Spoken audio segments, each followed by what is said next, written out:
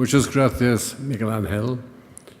Y tú eres uno de mis amigos de Valladolid, pero posiblemente conozco a ti menos que conozco Bernal Díaz o Hernando de Soto. Hernando de Pizarro, que ha pasado 24 años en la cárcel de La Mota. Y tú no has pasado 24 años. No ya. Pero en Valladolid sí. You know, Pues saben ustedes que ahora pues, soy tan maduro que hoy me han permitido que sea muy vago hoy y me han permitido que hable en inglés. Así que si quieren echarme la culpa, háganlo, pero sepan que fue Cayetana quien me ha permitido hablar en este idioma bárbaro, pero que recuerdo mejor. Básicamente, esencialmente, lo que quisiera hacer es comparar las dos actitudes, la de España y la de Inglaterra, comparar estas actitudes ante la idea misma de lo que es Europa. La historia sobre la que nos apoyamos para esta comparación es una historia que francamente se parece mucho, es muy parecida. Y estos rasgos históricos muy parecidos de nuestros dos países es lo que me va a ocupar ahora. Voy a empezar centrándome en ello. Si esperan de mí una conversación acerca de la política de seguridad europea, o si pensaban que yo iba a comentar el referéndum que propone el señor Cameron acerca del asunto de Europa, pues les voy a comentar que se han equivocado, porque yo soy un historiador y no un político. Y tampoco, a pesar de lo que dice Miguel Ángel, tampoco soy politólogo ni estudioso de la política, sea lo que sea un politólogo o un estudioso de la política. Por tanto, no podré compartir con usted lo que pueda esperar nuestro primer ministro. No podemos saber lo que él espera suceda en Europa en el futuro. Es más, sorprende a todos cuando comentan este asunto con él. Y yo creo que también vale la pena recordar ahora que la historia a menudo nos permite una dimensión que los políticos y los diplomáticos, por supuesto, no los representantes de Valladolid, no los diputados por Valladolid, pero los políticos y los diplomáticos a menudo dejan en el tintero, dejan de recalcarlo. Pero, no obstante, el futuro siempre se ve determinado por el pasado. Voy a empezar entonces al principio mismo. Y si quieren que huir o dormir, este es el momento. España y Gran Bretaña fueron partes del Imperio Romano. Eran periféricos, sí, pero la periferia era una que acabó influyendo mucho sobre los dos países. Quizás piensen ustedes que estoy diciendo algo que es evidente, pero tengo la sensación de que la mayoría de los ciudadanos de nuestros dos países no se plantean hacer comparaciones parecidas. El papel de España en el mundo de Roma era distinto al británico, porque ustedes dieron al menos 3 emperadores grandes, Trajano, Adriano y Teodiso, y por supuesto Séneca. Me ha gustado mucho una referencia que he encontrado acerca de estas aportaciones españolas al Imperio Romano en un discurso del 1320 del preceptor de Carlos V, el obispo Ruiz de la Mota, que apuntaba que antes de Carlos V otros emperadores habían ofrecido España al mundo civilizado. Bueno, pues ustedes han formado parte de ese imperio, del Imperio Romano, desde finales del siglo III hasta el V. Anno Domini. Un tiempo muy largo, mucho más que la duración de la gran aventura imperial establecida por Isabel y Fernando y que acaba más o menos en tiempos de Alfonso XIII. Gran Bretaña puede decir que Constantino fue porque su madre Helen había nacido en York, pero eso es un poco excesivo y no podemos competir con estas aportaciones de España al Imperio Romano. Y sigamos con estas anécdotas del pasado. El fin del Imperio Romano, tal y como lo conocemos, se debe a las invasiones de bárbaros en los dos países, los godos en España o visigodos, los vándalos, algunos francos, los suabios y los moros, los árabes del norte de África. Nosotros también sufrimos lo nuestro. Los daneses, los sajones, los normandos, que da lugar a una combinación curiosa.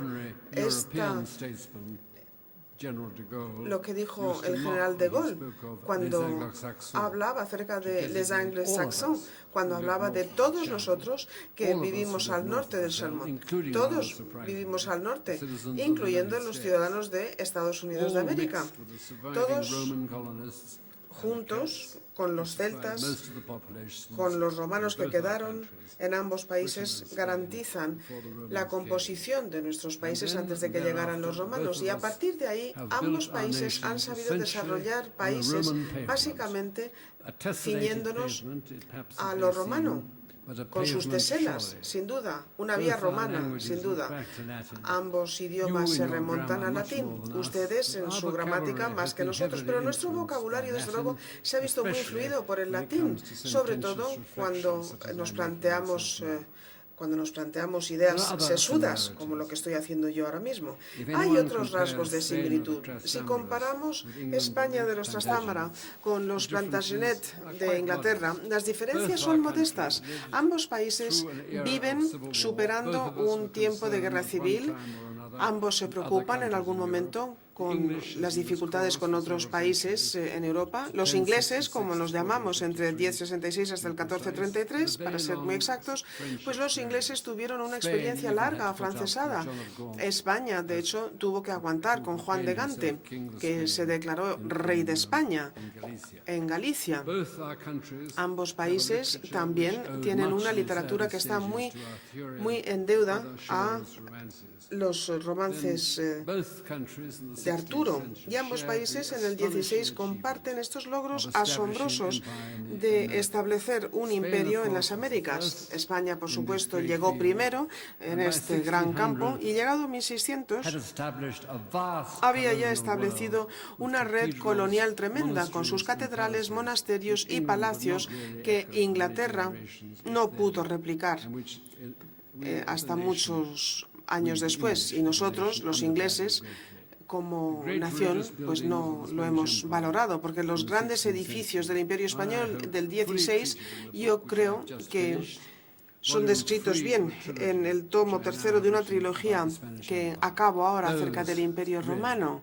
Verdaderamente esos fueron años dorados. Pero a diferencia de lo que hizo España, fue plantearse otra vía, el drama de la revolución inspirada por los protestantes, que dio lugar a una guerra civil tremenda en el 17. Sabemos que no acaba la guerra hasta finales de ese siglo, pero acaba efectivamente la guerra y nos deja, en parte, como consecuencia, con un sistema político que es más libre que el de cualquier otro país europeo. A partir de ahí vemos la revolución industrial en el norte de Inglaterra. Empiezan nuestros días gloriosos, basados en la elocuencia parlamentaria, en los logros científicos, las artes, sobre todo los logros literarios y sobre todo quizás en ese campo, el campo de la poesía. Luego otras actividades con ámbitos imperiales que perdura hasta finales de la Segunda Guerra Mundial. Hubo varias generaciones antes pensando, confundidos, que esta grandeza duraría por siempre jamás. No fue así. Sería muy interesante dedicar algo de tiempo para ver cómo España e Inglaterra perdieron los imperios y casi se olvidó en mente del público que los hubiéramos poseído en algún momento. Hay algunos rasgos de disimilitud. Claro, el final del Imperio de España acaba con guerras civiles, las carlistas, y el terrible conflicto de 1936. Afortunadamente, Inglaterra hasta ahora, por lo menos, no ha tenido que superar estas series de grandes pérdidas de vida, aparte de lo que se da en el norte de Irlanda.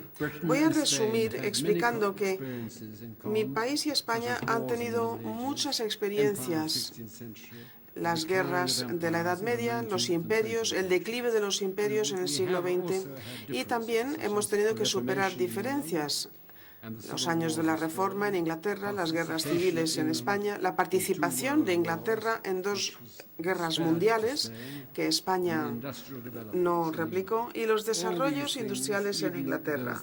Todo ello, incluido lo del 16, explican las actitudes de nuestras culturas ante los desafíos y las oportunidades que nos brinda la Unión Europea ahora mismo. Si pensamos en este desafío y por razones que se deben a preocupaciones del pasado, bueno, pues ante estas realidades hemos reaccionado de forma muy distinta. En primer lugar, por razones históricas, España siempre ha visto cómo sus liberales y sus conservadores se plantean que Europa, y Francia en concreto, son otra realidad. Aceña, Negrillo fueron a Francia como exiliados políticos, cruzaban Irún y era otra sociedad. Incluso hubo quien luchó con Primo de Rivera. La mayoría de los hombres españoles, los grandes hombres españoles, han visto cómo Europa misma es la forma de lograr cumplir con ese destino. Europa siempre parece que ofrece esta bienvenida. Claro, esto a veces es mala cosa, y Francia, de hecho, siempre ha sido menos libre que Inglaterra, pero en España y en los países de Hispanoamérica, Francia siempre ha sido percibida como mejor. Esto no es así en Inglaterra. Decía el economista Keynes en su momento, cuando hablaba acerca de las consecuencias de la paz, atacando el Tratado de Versalles en 1919, porque Inglaterra sigue un poco a las puertas de Europa. Inglaterra no forma parte del corpus europeo. Esta declaración seguro que valdría incluso ahora. Las explicaciones son varias, pero no plenamente satisfactorias. Hace poco hemos visto cómo se acababa el Imperio Británico, y de hecho los países de la Commonwealth, cuyas reuniones presidimos siempre, de alguna forma dan a entender que seguimos involucrados en estos juegos de imperio. Desde el año 1917 han sido de una forma las cosas, y sobre todo desde el 41 con Estados Unidos de América. No acabo de entender si esta relación especial que nos ha unido desde la Segunda Guerra Mundial se supone que es la que rige ahora, pero la relación entre Inglaterra y Estados Unidos sigue siendo muy estrecha, cimentada por una historia común, incluidos, claro, los rasgos de la Constitución. Y también ha habido una serie de funcionarios públicos, de hombres públicos, que piensan que Europa no es un lugar que se asocia con la libertad, sino con la tiranía. Luis XIV, el Kaiser, Napoleón, Hitler, luego el comunismo. Yo quiero dedicar un poco de tiempo a comentar el trasfondo complicado que explica nuestro planteamiento inglés. El accidente de la historia explica por qué todas las organizaciones precedentes de las que hayamos participado, la Liga de las Naciones, la OTAN, la ONU, la Commonwealth, incluso los Consejos de Europa a principios del 19, incluían a Inglaterra, a Gran Bretaña. No estamos acostumbrados a trabajar como trabajamos ahora, en una organización cuyas reglas nosotros no hemos ayudado a redactar. Pero el diseño de la Unión Europea fue gracias a Jean Monnet, brillante y anglófilo, por cierto, cuyo conocimiento del comercio europeo emanaba de sus experiencias familiares, vendiendo productos, una buena base. Cuando nos planteamos un nuevo mundo. El dinero, entonces, fue importante a la hora de plantear esta unión entre Francia e Inglaterra, que el señor Churchill dijo en el año 40, diciendo que era un plan extraordinario.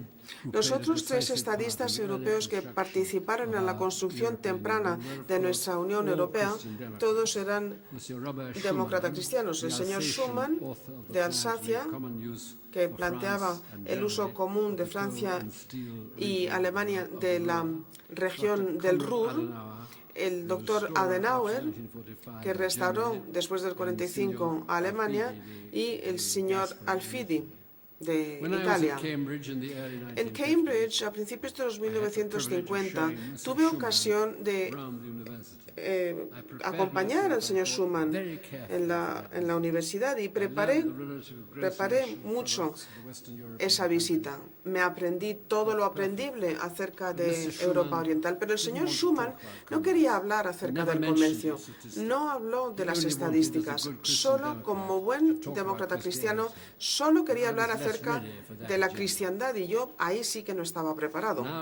Ahora voy a hablar un poco acerca de la participación verdadera de Inglaterra y España en esta idea de la colaboración europea, sus aportaciones. Espero que...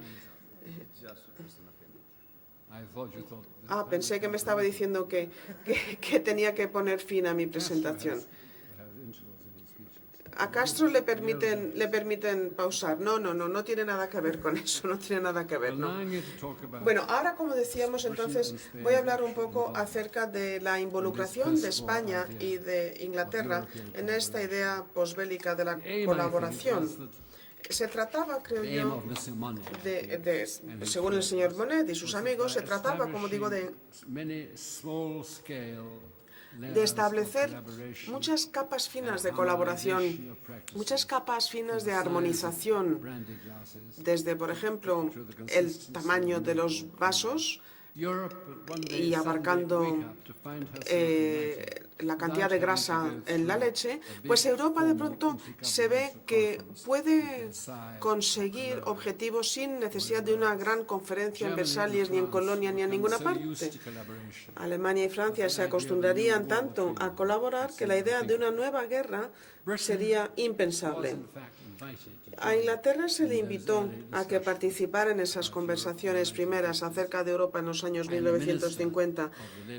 El ministro del gobierno laborista, en su momento, Kenneth Youngar, que era amigo, fue a visitar al entonces ministro de Asuntos Extranjeros, que era un señor un poco vasto, Herbert Morrison, el abuelo, de hecho, del Lord Mandelson, político actual. Bueno, Youngar vio que Morrison estaba sentado a la mesa en un buen restaurante y le planteó que por qué Inglaterra no participaría en el esquema europeo. Y dijo, no, los mineros de Derron no aguantarán, eran un bloque ante el Partido Laborista que no lo iban a aceptar. Así que este momento decisivo se dio en un restaurante. ¿Y por qué no? Porque las cosas importantes se deciden en cualquier parte. Ahora, la verdad es que se hiciera referencia a los mineros en un restaurante de tantos tenedores, pues tiene su qué. En fin, se llega a conocer este acuerdo como el mercado común.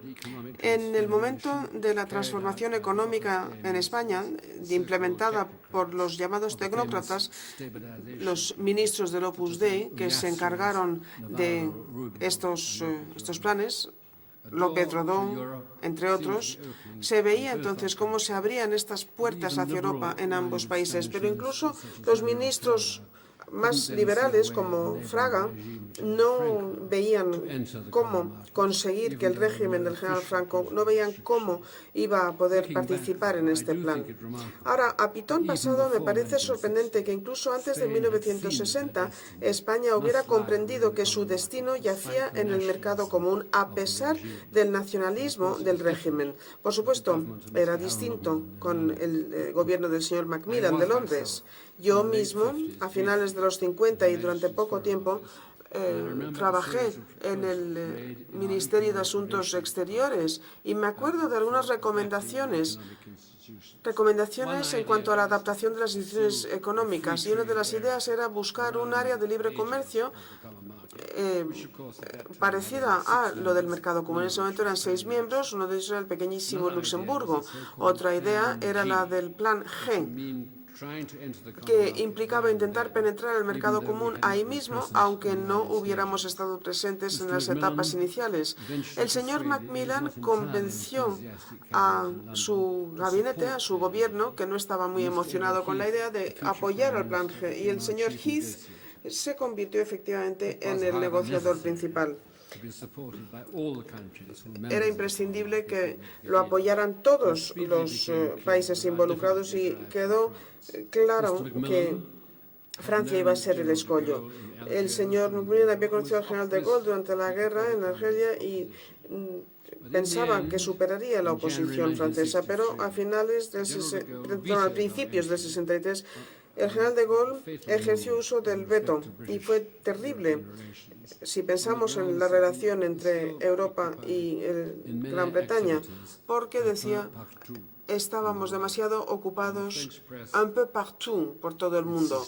La prensa francesa insistió en que evidentemente no podíamos estar incluidos, puesto que solamente cabría un líder en Europa. No podría ser tener 2 gallos en el mismo gallinero. Roma, en sus mejores días, en tiempos de la República, tuvo 2 cónsules. Eso se dijo. Y la verdad es que no sé por qué ningún sistema político ha experimentado con un liderazgo bicéfalo. Quizás Europa misma sería un buen lugar donde poner esta teoría a prueba.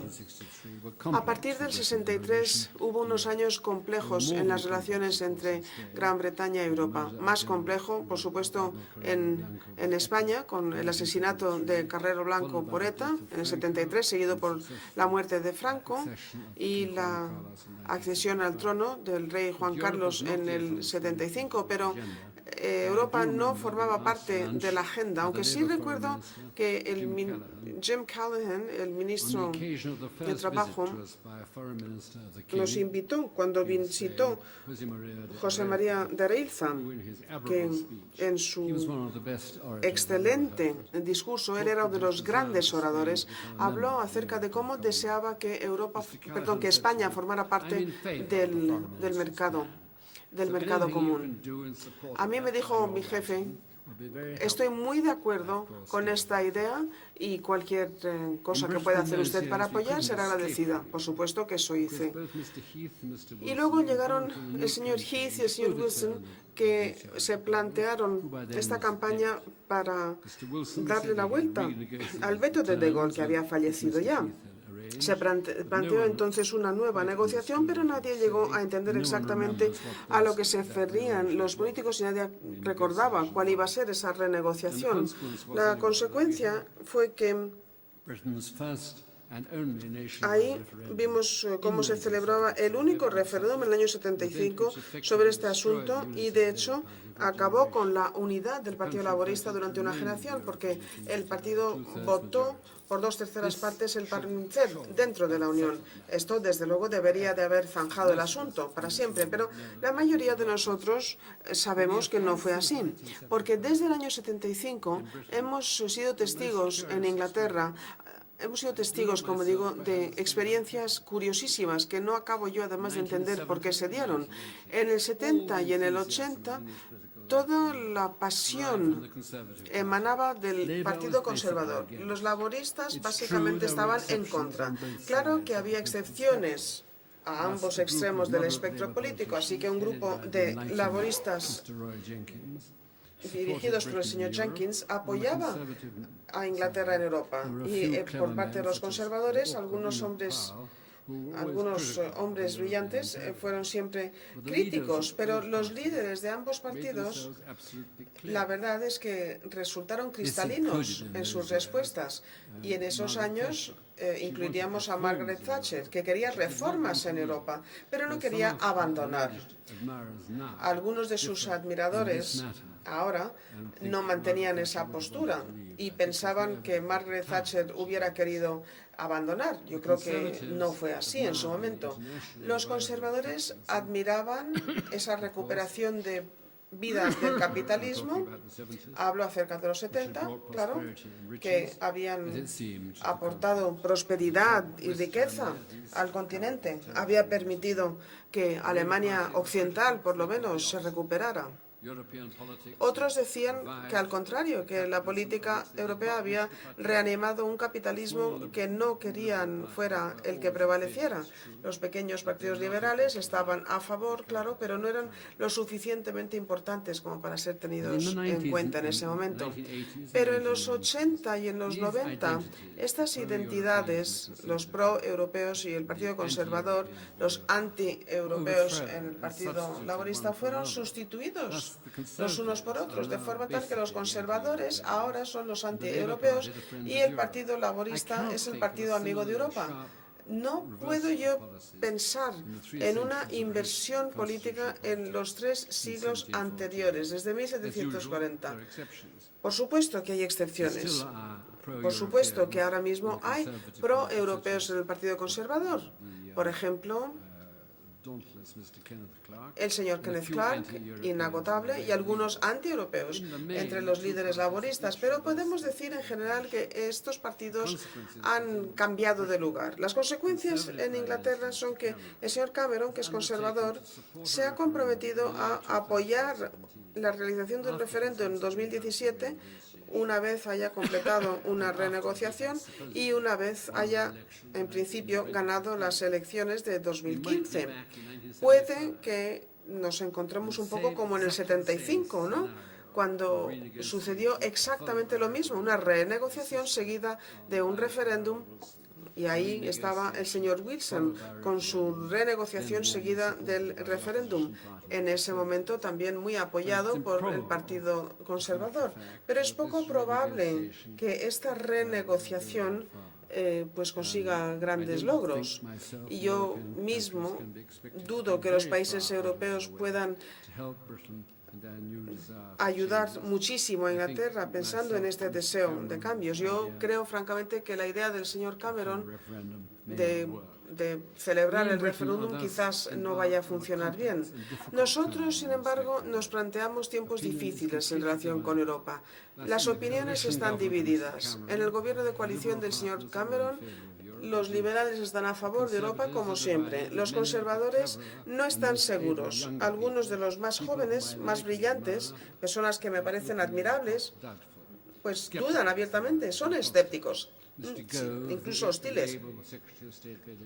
El secretario de Estado para la Educación, por ejemplo, ha dicho que él estaría satisfecho si dejáramos Europa. El señor Duncan Smith dice lo mismo. Nuevos y brillantes MPs como el señor Norman plantean quasi quate. Han escrito excelentes libros de historia, uno sobre Edmund Burke, el segundo acerca del imperio. También dudan abiertamente. El señor Haig, de Asuntos Exteriores, parecería estar de acuerdo. Todos los días vemos titulares en la prensa haciendo referencia precisamente a esta realidad. ¿Hace falta un nuevo acuerdo en Europa o nos vamos? Los historiadores dicen que la Unión Europea está destrozándonos las vidas. Esto decía el Times ayer, que socavan las tradiciones legales inglaterras, erosionan la soberanía parlamentaria. Esto es lo que decía el Times ayer. Y yo creo que el señor Cameron ahora tendrá que esforzarse verdaderamente para decir claramente y de forma creativa cuáles son los aspectos que quiere revisar. No tiene que ser demasiado hablador, sino limitarse a explicar los cambios que busca y explicar cómo va a ser beneficioso para todos. Por ejemplo, que la legislación penal se deba delimitar a los Estados miembros. Y luego está la realidad de los líderes laboristas que piensan que el público tiene derecho a participar en un referéndum en Europa. ¿Y cómo podrían apoyar esto cuando los conservadores son quienes lo han propuesto? ¿Cómo votarían? También esto es un asunto complicado, delicado. Y creo que la mayoría de los miembros del partido votarían a favor. Bueno, pues yo estoy aquí para explicar que nosotros en Inglaterra necesitamos el consejo de ustedes, los españoles. ¿Qué podemos preguntar para conseguir que este consenso no desemboque en locura? En estos años, España, por supuesto, ha podido participar con éxito en Europa, tras el logro de esta auténtica democracia en el 78. Esto lo hemos visto conseguido también por el gobierno del señor González. Su combinación fue muy exitosa porque el ministro francés, el primer ministro francés, se opuso demasiado claramente a la participación de Europa en el conjunto europeo. Lo que sorprenderá a generaciones futuras es que no hubo mucho debate. En Inglaterra sí, pero aquí en España todo el mundo estuvo de acuerdo en que ser miembros de Europa iba a ser sin duda ventajoso. Pero claro, estamos en un tiempo difícil en Europa por el fracaso relativo de la divisa. El euro no ha podido establecerse en este conjunto de países que son una confederación pero no una federación. Muchos piensan que Europa y el euro se podrán salvar solamente si Europa da los pasos necesarios para una unificación de poderes y proyectos. Yo creo que probablemente tienen razón. Personalmente preferiría que Inglaterra participara, claro que sí. Schengen es bueno, la divisa única es buena, pero no creo que sea muy viable, sobre todo la segunda idea. Y desde luego, si el señor Cameron sigue adelante con su referendo, pues veremos cómo aguanta el estar en esa situación, obligando, en vez de poderse remitir a los elementos positivos europeos. Pero yo creo que, en última instancia, la Unión Europea conseguirá una estructura que sea más parecida a lo federal. Los detalles, pues no entramos en ellos. Lo federal, la palabra misma, habla de justo lo contrario de lo invasivo. Por supuesto que habrá presidentes o monarcas y ahí tendremos que ver que el Congreso de Viena en 1814 y 15 no intentó restaurar lo que Napoleón ya acabó. Yo creo que tenemos aportaciones, podremos conseguir excelentes aportaciones. Sea cual sea la estructura europea que consigamos, desde luego que aportaremos mucho. Tenemos que pensar en la relación de Europa con los Estados americanos y con Australasia. Israel también, ¿por qué no pensarlo? A lo mejor un archipiélago intelectual del mundo libre. Esta idea, desde luego, España la podría proponer, vista la relación estrecha de España con países de Hispanoamérica y con países al otro lado del Atlántico en general. Tenemos que tener presente también, y llego ya al final de mi presentación, tenemos que pensar que en todos estos planes los movimientos populistas anti-europeos, por ejemplo en Francia los seguidores de la señora Le Pen, pues no consiguen resultados.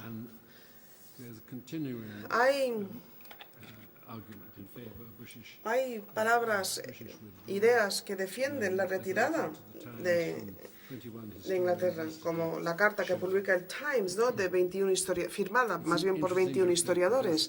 Es interesante recordar que aunque España tiene sus problemas, por ejemplo, con Cataluña, con el País Vasco, pues no se plantean otros movimientos y tendríamos que pensar en otro asunto que nos preocupa y es la consecuencia de la independencia en otras partes de otros países. La consecuencia para la relación de la madre patria con otras partes de Europa, en Escocia, por ejemplo, esta idea de que pudiera sin dolor convertirse en un nuevo Estado dentro de la Unión Europea, pues tendrá que ser examinado, como se está haciendo en la Cámara, se está haciendo, como digo. Y acabo aquí con una idea. El señor Miguel Ángel Cortés no lo ha dicho, lo digo yo. Creo que soy la única persona que ha podido persuadir a Margaret Thatcher a citar de Arthur Rimbaud, del gran poeta francés. Y lo hizo. Y cita en francés. Hablaba de ancien parapet. Los historiadores, entre nosotros, deberían de sentirse muy satisfechos con esta alusión. Muchísimas gracias.